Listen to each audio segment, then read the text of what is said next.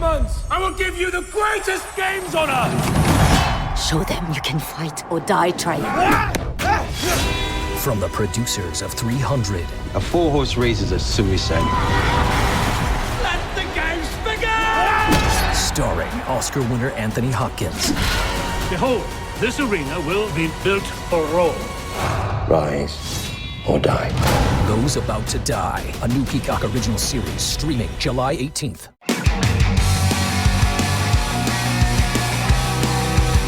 How dry is dry? I don't want to get all deep on you here, but if you ask anyone who grew up in America's Dust Bowl, they will likely point you to a page in the history book that talks about today. Hi, I'm Chris May, host of This Day in Weather History, a podcast from the Weather Network in Canada. It was on May 11th, back in 1934, when a massive storm sent millions of tons of topsoil flying across the country. This day in weather history. Look, full disclosure, I love Ken Burns documentaries. I have a bit of a penchant for taking weather stories and marrying them in with world or life history. I do that for perspective. I just don't have any budget for big-time voices or music, so you get what you get. We open our scene with a panoramic scope of the Great Plains from the 1880s. It was rough, and people were literally killing each other for land stakes, and they were also heading headlong into the worst side effect of growing pains for any developing nation, a civil war. But at this time, the land was covered by prairie grass. And because in Canada we have the prairies, we know that this flat, soil-rich land will hold in moisture easily, and that is what will keep most of the soil from blowing away, even during some of the driest periods. But this was no ordinary dry spell in the early 20th century. You see, because of the rapid urban expansion, farmers had plowed under much of the grass to create fields.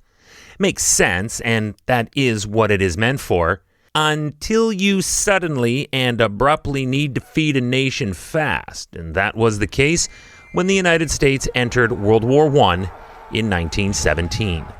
The demand for wheat spiked, and farms were forced to push their fields to the limits.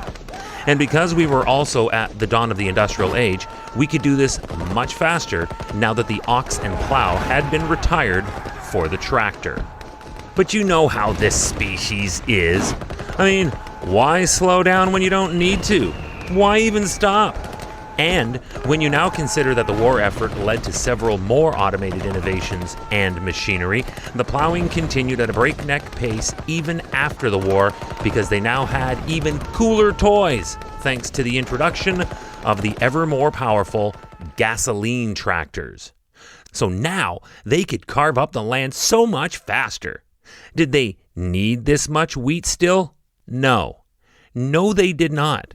As a matter of sad fact, they kept producing so much that when we got into the 1920s, their wheat numbers had increased by 300%.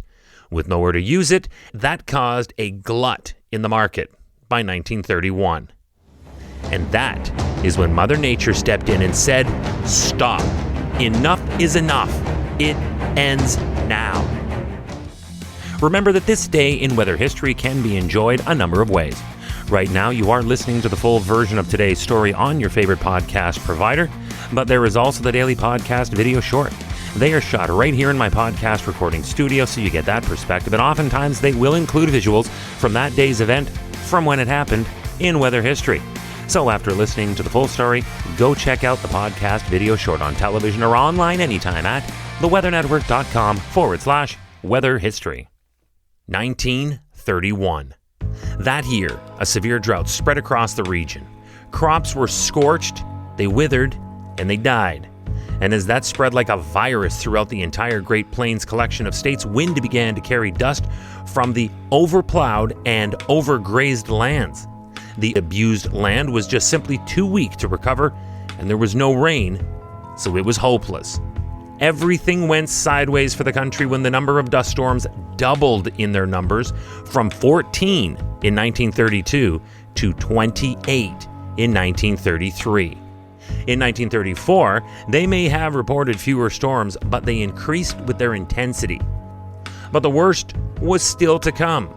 Enter May of 1934.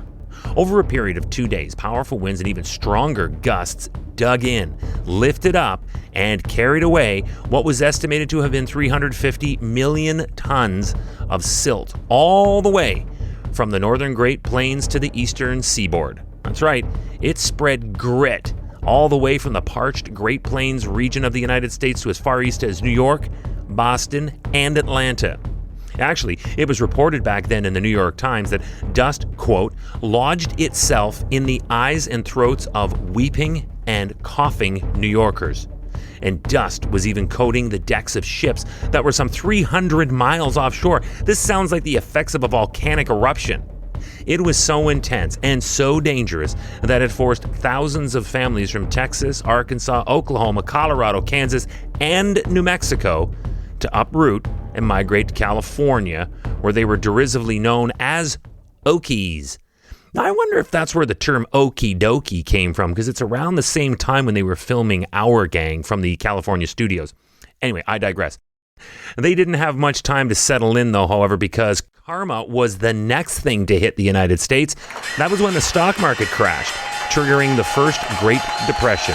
But that is not a story for this podcast, because I only talk about what happens on this day in weather history. Tomorrow is May 12th.